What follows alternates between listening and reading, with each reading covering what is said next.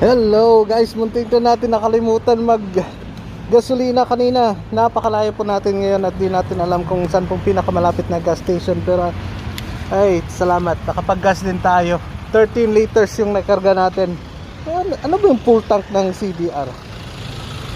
I think still have more in the tank. Or siguro muntik na tayong naubusan talaga. Kalimutan natin tumingin sa gauge eh. Andito pala tayo sa Susco ngayon. Presyo po ng gasolina natin is 36.10 baht. Ito po yung Gasohol na 95. Ito lang po yung ginagamit natin. Gasohol 95. 36 baht and 10 satang.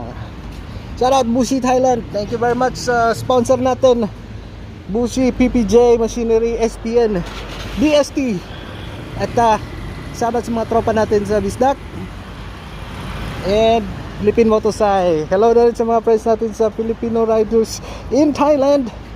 Hello po sa inyong lahat. Yeah guys, ingat po. Please be reminded of your gauge.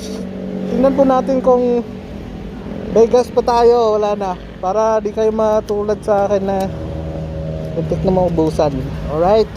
Ride safe everyone. See you soon sa ating ride. Bye bye. Sawadee krap.